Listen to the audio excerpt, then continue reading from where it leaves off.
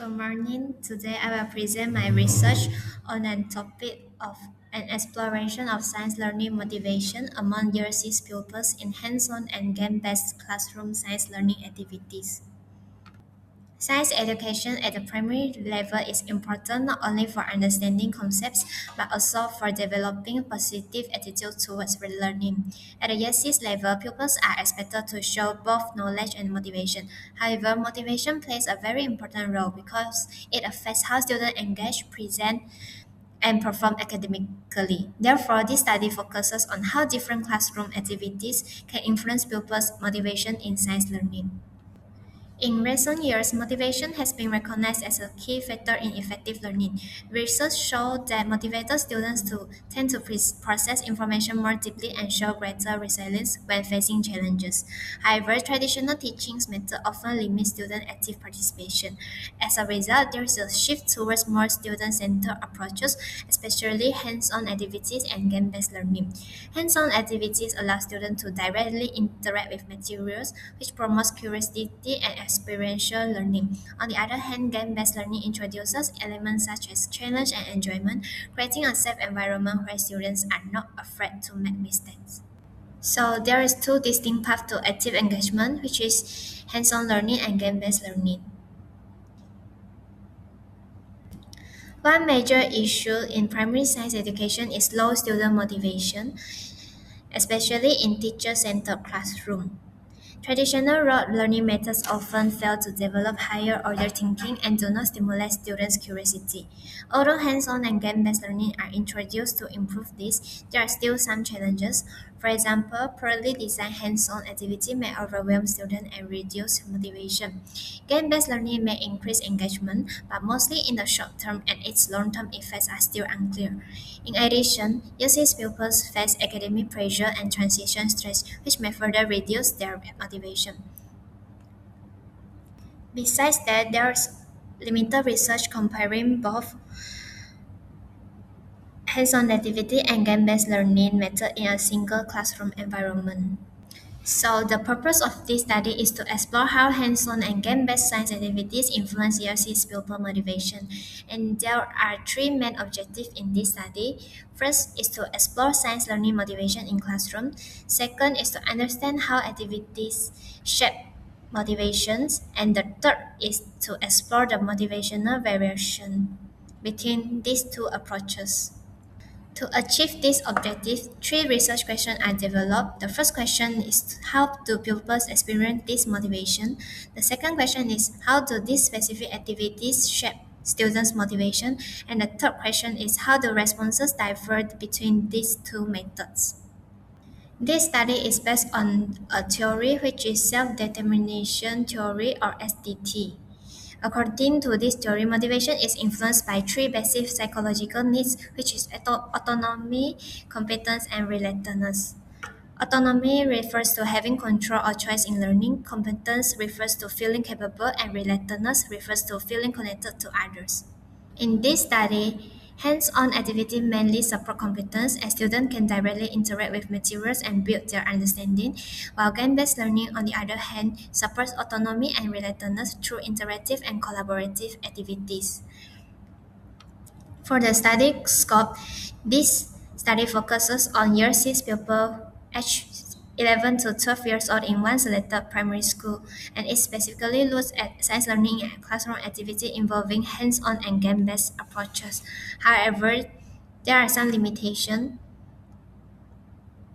which is the study involves a small sample size and only one school, so the findings may not be generalized. This study is important too because it can help us guide evidence-based pedagogical choices to prevent curiosity decline, and for teachers, it provides a useful insights for designing more engaging and effective lessons. For students, it supports more active participation and interest in science learning, and it can also advocate for diverse student-centered integration. In this study, several key terms are defined. Science learning motivation refers to students' interest, engagement, and willingness to participate in learning activities. Science learning motivation can be assessed operationally through observed participation and willingness to complete classroom tasks, and it can monitor via active engagement, visible enthusiasm, and self-directed persistence. For the hands-on activity, it is instructional tasks where students physically manipulate objects to investigate scientific phenomena. It requires direct physical interaction, and the purpose is to bridge the gaps between the abstract scientific theory and practical understanding. It can stimulate curiosity and reduce science-related anxiety, and it can also use to observe how physical participation involves the drive to explore and retain the concepts. Furthermore, for game-based learning, it is an instructional approach using rules, challenges, and rewards to promote sustained engagement. And it creates a safe-failure environment that fosters problem-solving agency and peer interaction.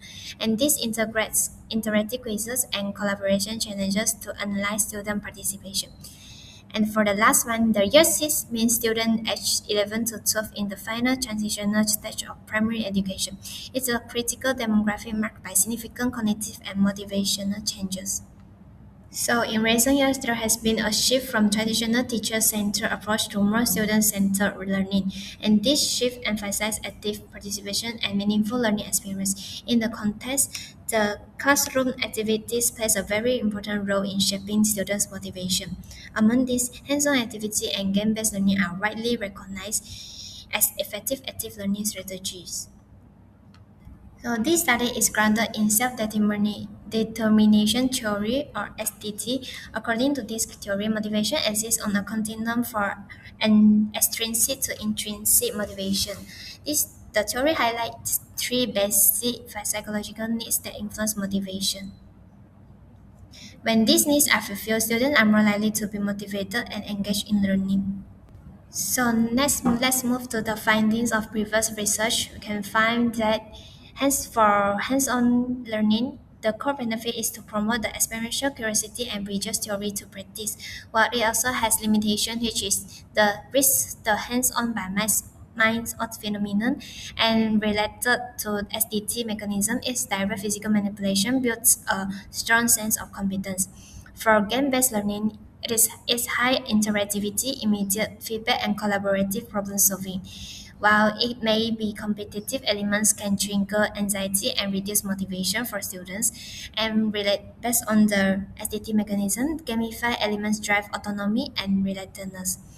And this also finds a research gap which these methods are frequently studied in isolation. There is a lack of comparative research directly contrasting them with the same year 6 classroom context.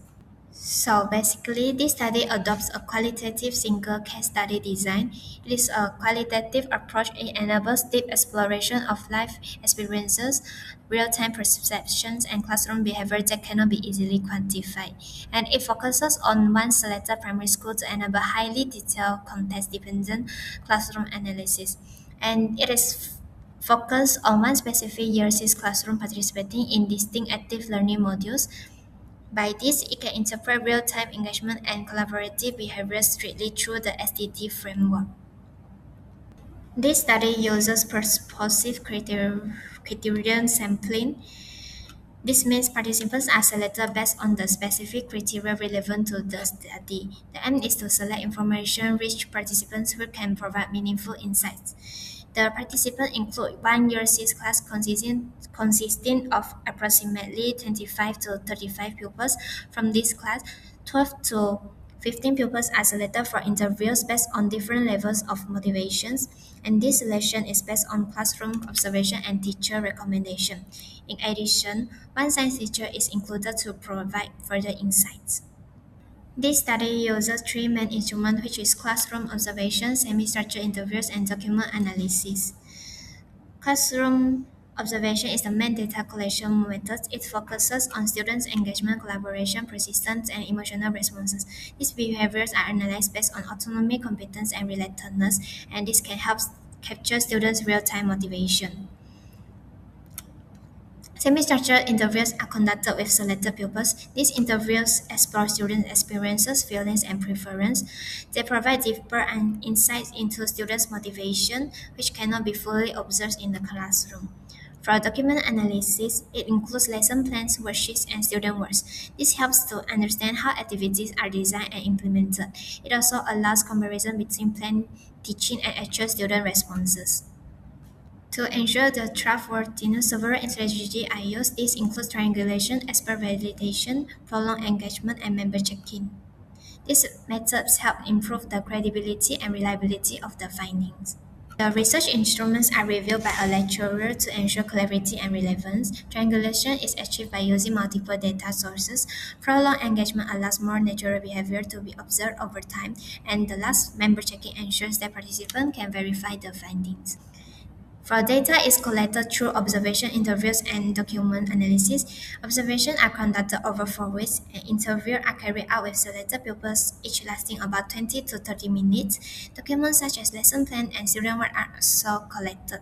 For observation, 60 to 90 minute science lesson capturing natural classroom dynamics, and this provide ethical compliance, which is the informed consent secured from the school, parents, and participating pupils, and guarantees strict confidentiality, anonymized identities, and completely voluntary participation is used in this study. The data is then analyzed using thematic analysis. This method helps identify patterns and themes related to motivation and learning experience. The analysis involves several steps. First, familiarization with the data. Second, coding important features such as engagement and collaboration. Third, developing themes. Then, reviewing and refining the themes. Finally, reporting the findings with supporting evidence.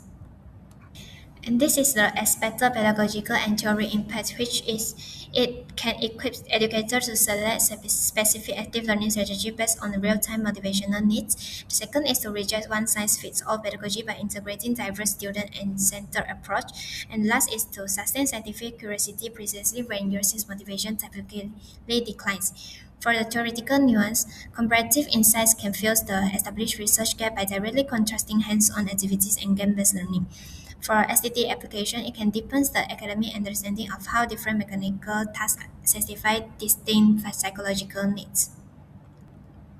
This is the synthesis of the research proposal, which is the issue its motivation is highly vulnerable in transition years science education, and the intervention is hands-on activity and game-based learning offer distinct measurable active learning benefits. The framework which support by STT how these activities drive engagement via autonomy, competence, and relatedness. And the last approach is a triangulated qualitative case study ensures deep, verifiable contextual understanding.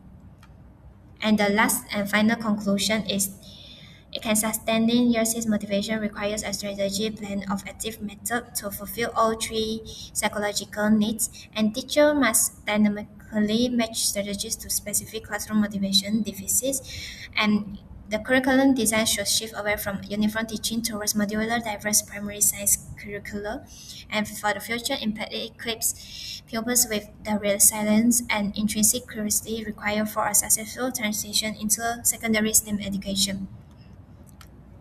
That's all from my video. Thank you.